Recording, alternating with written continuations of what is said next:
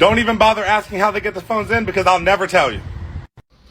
All right, he won't tell you, but I will. All right, I worked at a prison in Indiana for right around a year.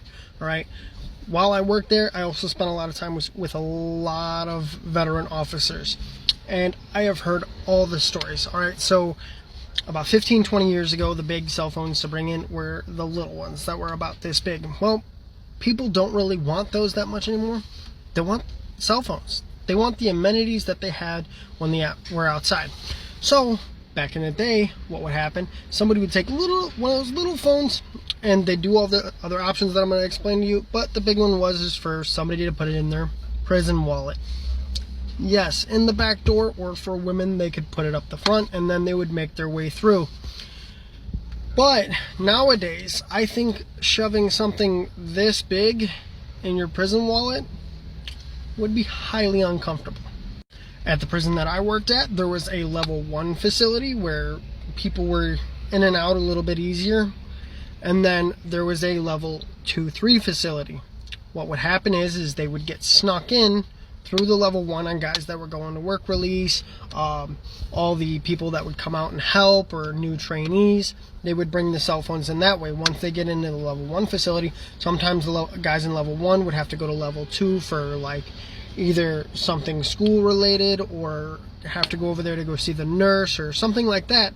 And when they go that way, they would have a way of passing the phone to somebody else. One of the biggest way that phones get in is guards, hands down.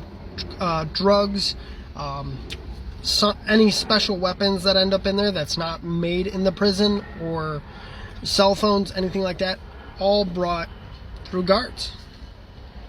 Some of the ways that I've heard them going in is bigger women would put them up under their breast, so that way whenever you go through a metal detector or anything like that, the very little bit of metal that was in these, sometimes they have crappy metal detectors, it wouldn't be able to pick up on it. One of the craziest ways I heard is people flying drones over the facility and dropping them while guys are in the rec yard. And whether you want to believe it or not, some of the biggest people that do some of the most trafficking can end up being some of the higher superior officers who actually do end up getting caught sometimes, like sergeants, captains, or even people in administration. We had a woman get caught having sex with an offender.